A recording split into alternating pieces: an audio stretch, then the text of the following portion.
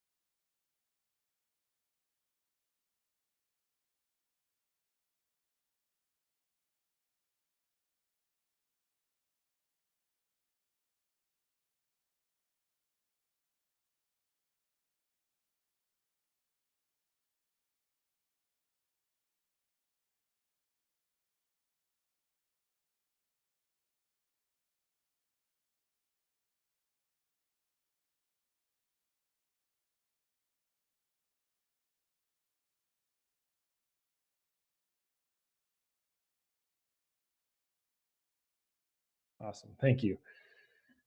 Okay, appreciate everyone's patience here. I realized that my audio wasn't working with the browser I was using, so I downloaded Google Chrome quick and got it figured out. But let me check if Ryan is on the call. If not, I'll just go into the presentation. Okay.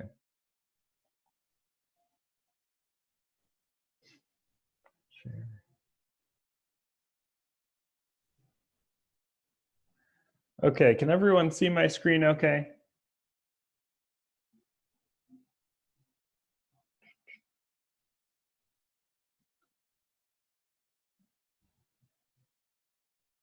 Okay, I see something in the chat. Okay, awesome.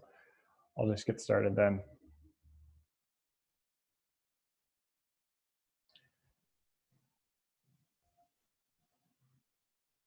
Great.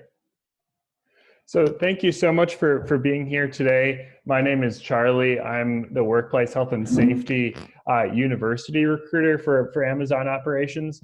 And so my team looks for talent who, in the workplace health and safety space who are recent graduates and current students in bachelor's and master's programs. So that is our primary focus. Entry level roles for folks early in their occupational safety and health career. And all of our roles are in operations. So the job environment would be a fulfillment center or a delivery station, and I'll go into that a little bit more in depth as the presentation goes on.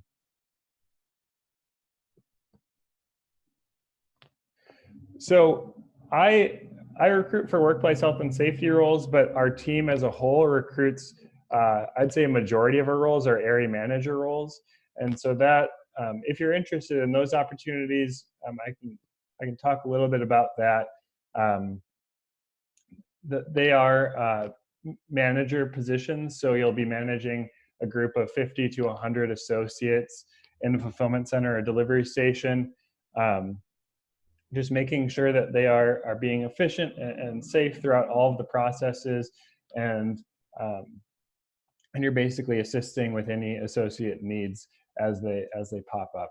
Our workplace health and safety and HR roles are both individual contributor roles, and so so that means you won't have any direct reports, but you'll be an individual contributor. And so to start with the workplace health and safety position, you will work with a team in most cases of safety professionals on site.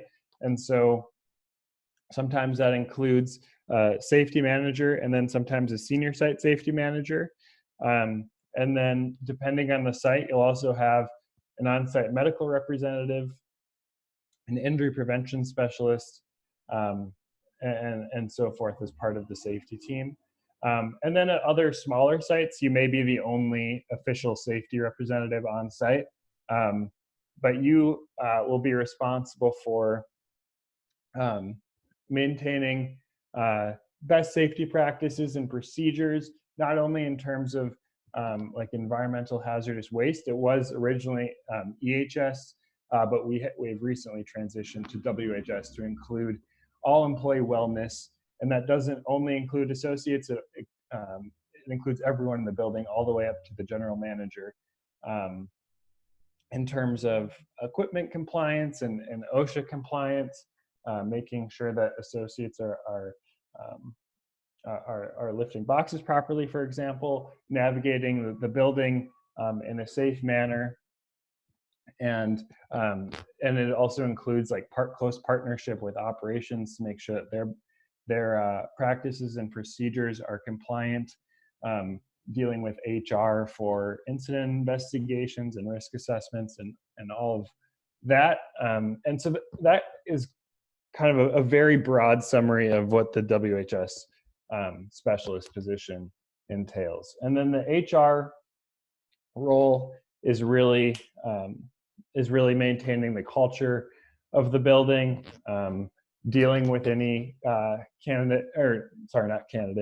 employee escalations as they pop up, or kind of any issues that surface throughout the building. Something I do want to point out about these slides, our full-time roles are open to bachelor's and master's folks, recent graduates and current students. Our internships are only available to candidates in the bachelor's program who are still in school. So we're looking for candidates who have at least a year left in their education to enter that internship. So this is just a little bit more in depth about what the WHS specialist does. Your primary role is to create and promote a positive safety culture on site. And so that requires not only the technical knowledge and skills on OSHA compliance and like all of those kind of technical aspects of the role, understanding how to conduct a risk assessment, how to assess compliance issues and all of that. But also a big part of it is understanding how to communicate effectively with associates, and engage with people and build their trust, to create a positive safety culture and get buy-in to do that. And so I'll go into that a little bit later on in terms of leadership principles. The Amazon leadership principles are incredibly important in Amazon culture. And so I point that out in this slide to just say that it's not only about the technical aspects of the role that are listed on this slide. It also includes those soft skills and the ability to collaborate with peers, get that trust of everyone in the building. It is a very high energy role, and it's not a desk job. And so this says EHS specialists. That was the former the former name of the organization, as I had pointed out.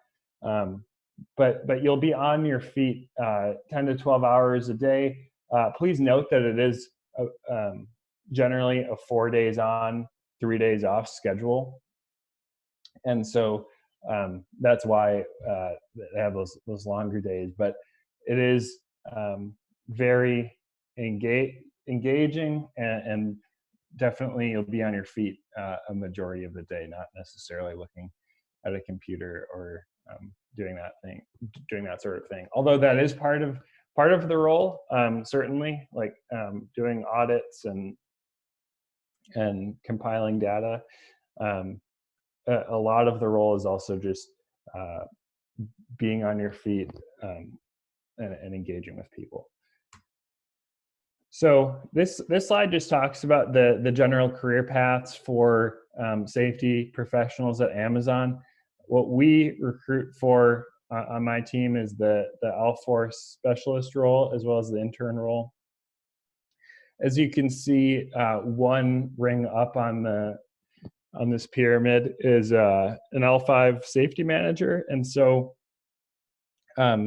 one level above the role the entry level role that I recruit for, you'll be managing a group of safety folks and associates on site. So it is a pretty quick and vertical growth trajectory for operations.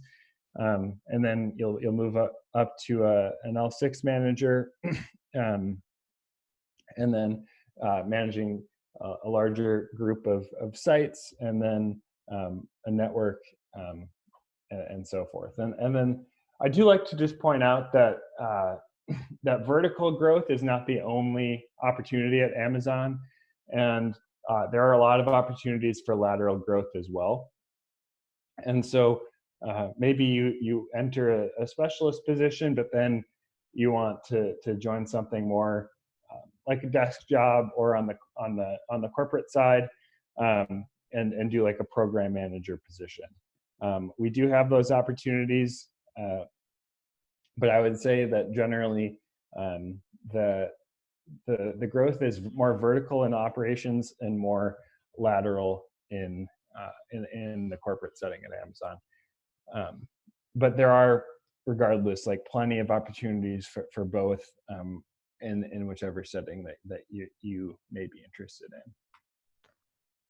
So this slide is just talking about the interview process for our position. So you start with applying online at amazon.jobs. I'll give you the job links and a slide later on, and you can copy those down and look at them on your own time. But that all of our roles are on Amazon.jobs. They start with an ACE assessment, which talks about Amazon leadership principles, judgment, and decision making in an operations context.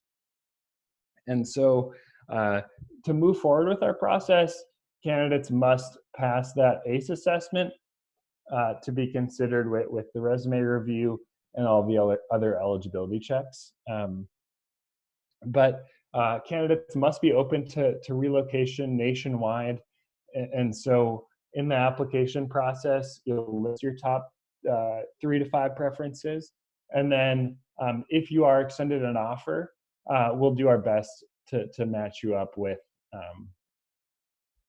the location of your choice. And so you must be open to working a flexible schedule. As I talked about in the slide previously, this role is not a desk job, and it does require a very flexible schedule. So if you're slotted for a weekend, please expect to work that weekend, nights, all of that. And we do a bulk of our reach outs on LinkedIn. We also have career fairs and informational sessions like this. But on the LinkedIn point, I would encourage you all to really keep your LinkedIn up to date, because not only like Amazon, but recruiters will be seeking profiles out, and that's a big way that we do recruitment. And so definitely encourage you all to keep LinkedIn profiles up to date. And then so in the interview event, if you do pass all of those initial steps, you'll be invited to our interview event. And so what that looks like is you'll be interviewing with 2 operation safety leaders, and 2 separate meetings. It's not a panel, it's just one-on-one 45-minute interviews with safety leaders across the network. And so they'll ask you behavioral-based questions, which I'll go over in a second. It's a pretty straightforward process, the interview process at Amazon. It doesn't necessarily mean that it's an easy process at all, but they're not trying to trick you at all in the interview process at Amazon. They will ask you questions, and they're looking for leadership principles in your answers to those behavioral-based questions. And then leveraging the STAR method in your answers as well, which I'll go over in a second. Amazon has a commitment to candidates hearing back 5 business days from their on-site or their virtual on-site interview. And so we do take that very seriously. And we don't provide feedback to external candidates, but we will get back to you with your final outcome within that 5-day time frame. And then if you are extended an offer, that will include your salary and your benefits, your RSUs. So we provide candidates restricted stock units as part of their compensation package, in addition to a sign-on bonus and then their wage and salary. So, and then we also provide candidates relocation if they're traveling 50 miles or more out of their current residence. And then the last piece that I want to call out is the placement process. So that will be based on the preferences that you listed at the beginning of your interview process, and then we'll do our best to match you up with those sites that have openings. One of the reasons why we do require relocation is because we have multiple new sites launching all the time, and so and there's some flexibility with that. So we do our best to match you up with the placement choices of your preference, but we also do take that business need into account as well.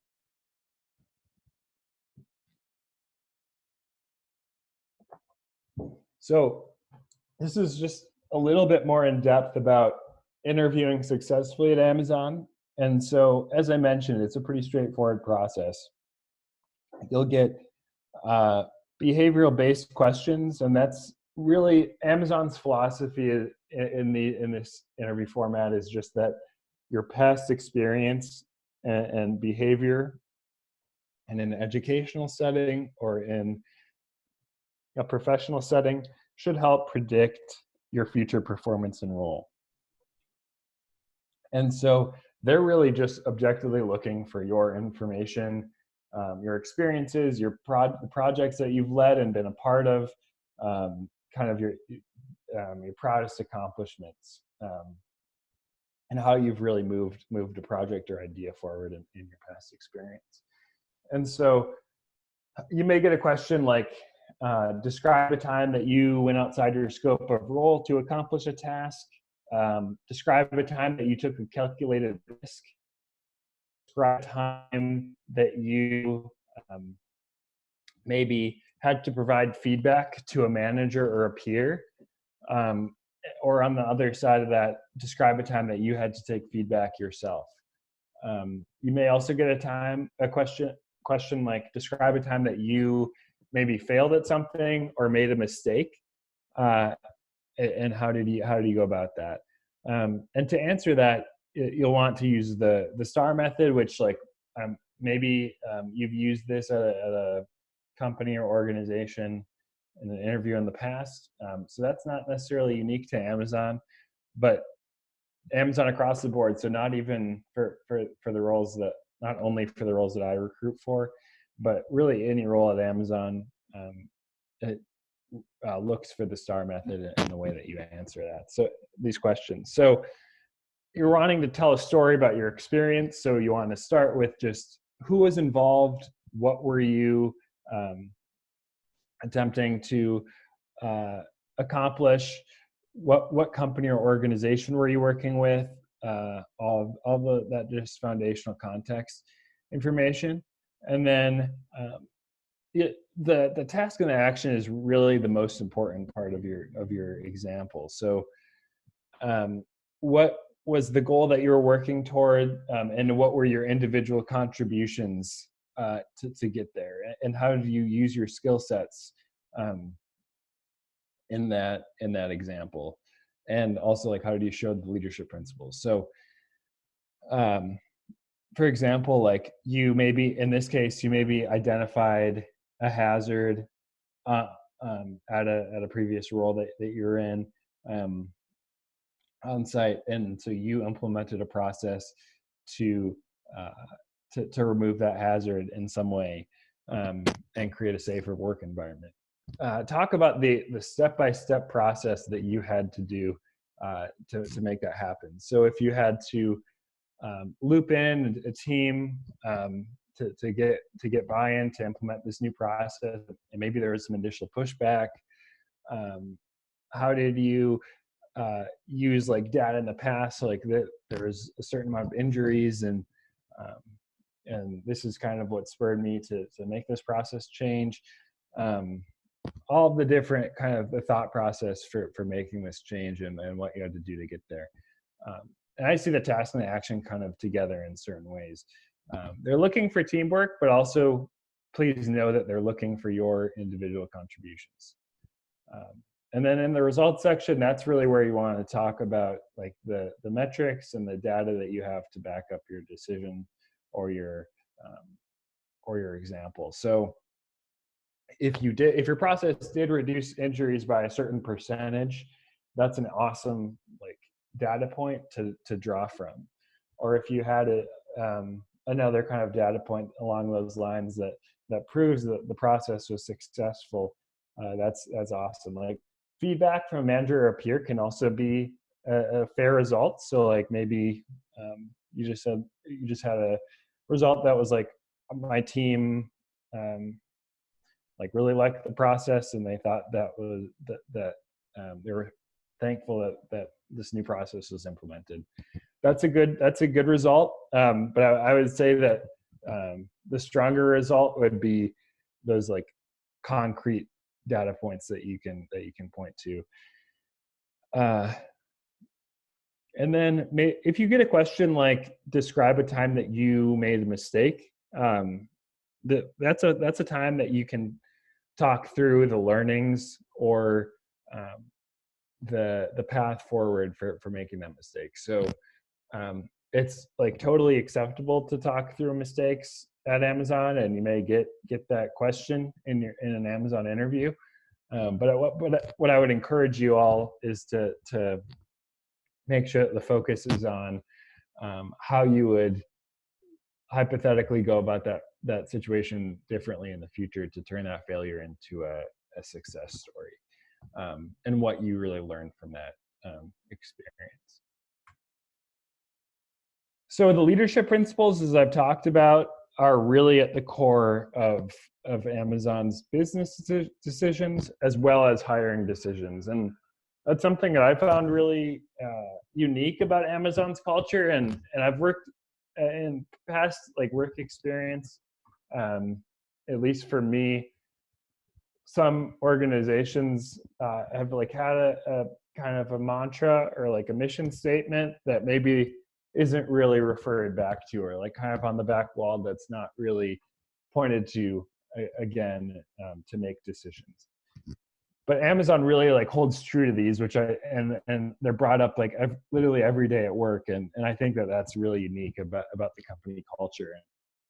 And I think like as a university recruiter, and looking for candidates primarily in the earlier stages of a career, I think that the most important qualities or leadership principles for a candidate, and what interviewers are really looking for, is learn and be curious. So that's just the ability to really take advantage of all the resources that Amazon has to offer, because it is so many, and you may also, as in this entry level role, like you may not have all of the knowledge or insight, but I would encourage folks interested in these kinds of roles to be a sponge in this situation, and really take on all of the opportunities that Amazon has, and resources, because it really is a lot. And then the other leadership principle that I want to call out that's important to me is earn trust. And I think that earn trust really ties back to all of the other leadership principles. And if you don't have earned trust, it's really hard to really succeed in the other leadership principles. So you need to build trust with your peers, especially as a safety specialist, to implement positive safety processes and procedures, to get buy-in to lead a project. You can't really move forward on a project if you don't have that initial like buy-in or trust that you can get the job done. And so I do think it really ties into a lot of these other leadership principles, and important for any role at Amazon, but I think especially for the safety specialist role as well. So this slide is just highlighting the 12 affinity groups that we have at Amazon, and then women in EHS, which is not actually an affinity group, but it's an employee resource group. And all of these groups have, they all have networking opportunities for current employees. They have guest speakers come in, they host events, they collaborate across with each other. And I think they're all really awesome resources, and kind of showcase the diversity of the company, and show how different kind of communities can find what they're looking for at the company. So this is the last slide I have. It's just how to apply. We have these 3 openings available, but we don't have only 3 openings. These are openings that that are open to multiple candidates, and we have several openings in the East region, and several openings in the West region, and several in the Central region, for example. And so again, you must be open to relocation. And then we're looking for this graduation date range for the full-time roles.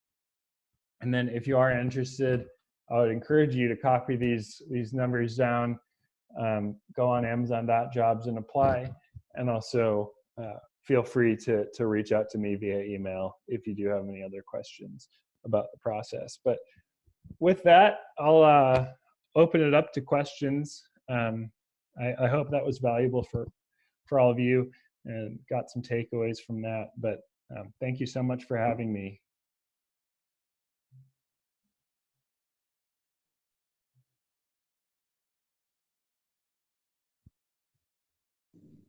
Absolutely. Thank you so much for your presentation. Right now, we're just going to wait and see if anyone has any questions. Go ahead and type that in the group chat for us.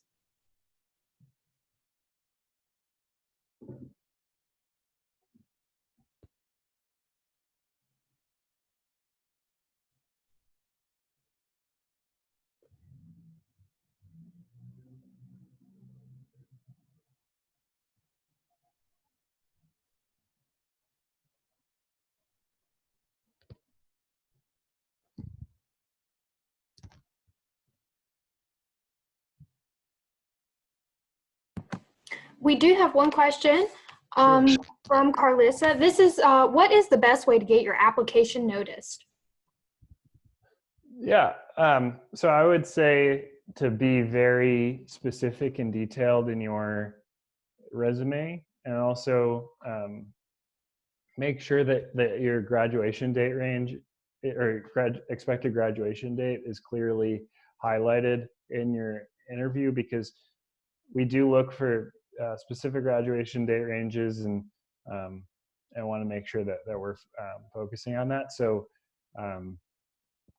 I would encourage you to add that, and then I would also align your resume with points in the job description, and how your experience kind of would help you succeed in our role, and be intentional about kind of matching up your resume best you can with the job that you're applying for.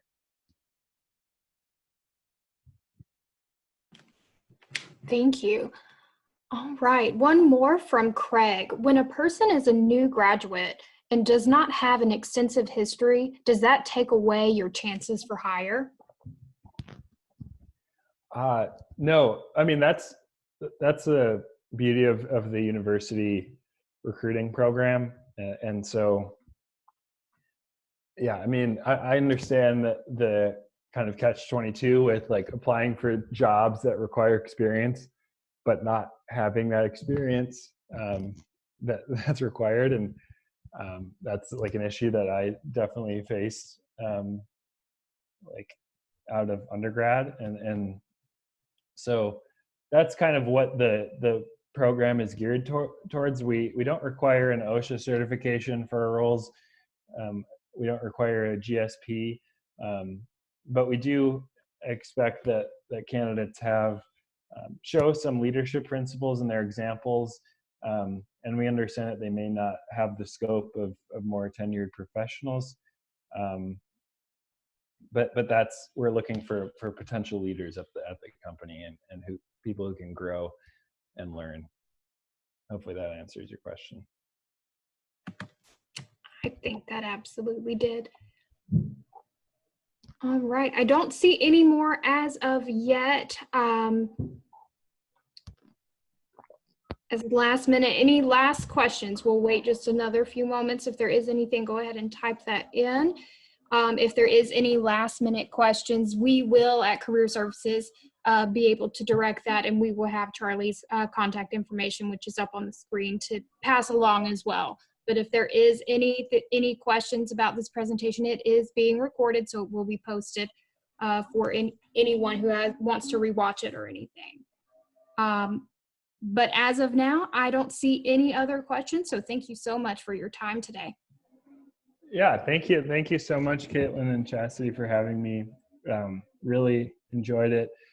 And hopefully, I'm sorry for the delay at the beginning of the hour, but yeah, it was really nice to be here with all of you. That is absolutely okay. Technology and remote work at its best. Exactly. Exactly. Oh, we did have one more last minute question come in. Okay. Let's see. It says, if I do not hear from anyone, if I fill out an application and I do not hear from anyone, is that an indication of a decision made to go further or not? So, yeah, so our team follows up with candidates, whether they're being moved forward in the process or not being moved forward in the process, even before they've interviewed. So we'll let you know. It should be a turnaround time of a week or two after applying. And unfortunately, there are so many recruiting teams at Amazon that I don't have insight to a majority of those roles. I focus on workplace health and safety, and I can redirect you to recruiters on my team who do area manager hiring and through the university program, and HR hiring. But unfortunately, because I don't have a lot of insight into most of the positions, I can focus on those. But yeah, turnaround time of about a week or two to know whether you've moved forward after applying. And good question about the cover letter. No need to fill out a cover letter or write a cover letter for our roles. Just a resume is sufficient. Thanks.